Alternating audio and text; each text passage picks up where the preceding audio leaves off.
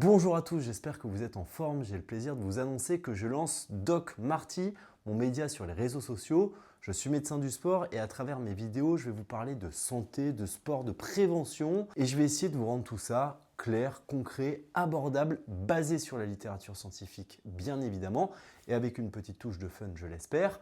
Et on va commencer par la base et répondre à une question qu'on me pose souvent, c'est quoi exactement un médecin du sport ? Beaucoup pensent à tort que je suis kiné ou ostéopathe ou que je soigne uniquement des sportifs professionnels de haut niveau et il est donc nécessaire que je clarifie tout ça et que je vous explique en quoi consiste ce métier. Déjà, il faut savoir qu'un médecin du sport fait partie d'une équipe de soignants, un peu comme dans une équipe de super-héros comme les Avengers. Et le médecin du sport, c'est un peu le Nick Fury de l'équipe. Vous savez, ce personnage joué par Samuel L. Jackson, le chef d'orchestre qui a une vision globale du sportif. Et quand un sportif a une douleur, quand il se blesse, le médecin du sport lui pose plein de questions, l'examine, essaye de trouver le bon diagnostic et il peut prescrire des examens complémentaires, des médicaments, faire des infiltrations et orienter vers d'autres médecins de l'équipe, comme le chirurgien orthopédique. C'est l'Ironman du corps humain qui opère quand c'est nécessaire, en cas de rupture du ligament croisé, par exemple. Ensuite, on a le radiologue, c'est l'œil de faucon de la médecine. Grâce aux radios, IRM, scanners, échographies, etc., il cible la blessure et aide à trouver le bon diagnostic. On a aussi le cardiologue, que l'on peut comparer à Flash dans les Avengers, c'est le gardien du rythme cardiaque et qui veille à ce que le cœur n'ait aucun problème, surtout à l'effort bien évidemment. Et enfin, il y a deux autres médecins dans l'équipe, le médecin rééducateur qui est un peu comme l'homme élastique car son super pouvoir c'est l'adaptabilité.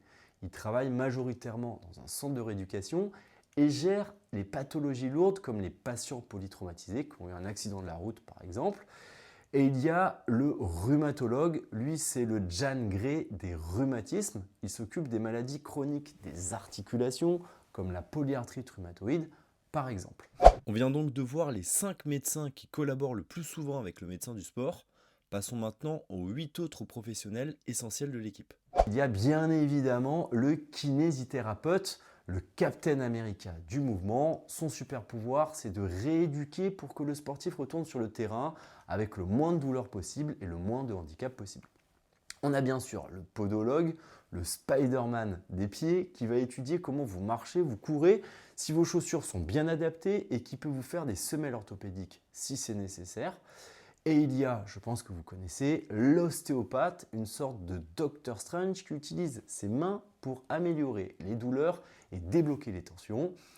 Et je ne pouvais pas oublier non plus de parler du psychologue du sport, c'est la Scarlet Witch des émotions qui permet aux sportifs de retrouver du pouvoir intérieur, du bien-être et de soigner leurs maux intérieurs. Il y a également le diététicien, une sorte d'Ant-Man de la nutrition qui optimise l'alimentation, l'enseignant en activité physique adaptée, qui est un peu le Falcon du mouvement pour tous. Alors je ne sais pas si vous connaissez cette profession, mais c'est un soignant qui accompagne les publics fragiles vers plus d'activité physique et d'autonomie.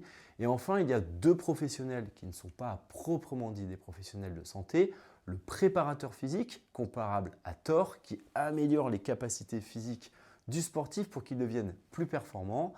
Et le préparateur mental, une sorte de professeur X qui aide les sportifs à gérer leurs émotions et leur concentration pour améliorer leur performance. Donc si vous vous blessez et que vous avez mal à un muscle, à une articulation, l'idéal est de voir un médecin du sport en premier et il vous orientera ensuite vers le bon spécialiste si nécessaire. D'autant plus, et là je tords le cou à une idée reçue, il n'est pas nécessaire d'être forcément jeune et sportif pour consulter. Une blessure à l'épaule en bricolant ou avoir mal au dos car on reste 8 heures par jour devant un ordinateur, eh bien ça peut arriver à n'importe qui, sportif ou non. Justement, le médecin du sport peut soigner aussi bien un non-sportif qui veut se remettre à l'activité physique et qui n'en a jamais fait ou qu'on n'a pas fait depuis longtemps, autant qu'un sportif de haut niveau qui veut améliorer ses performances, et aussi bien un enfant qui a des douleurs de croissance qu'un patient âgé qui souffre d'arthrose. Donc au final, peu importe votre âge ou votre niveau sportif, un médecin du sport vous aide tout simplement à bouger mieux, sans douleur et le plus longtemps possible.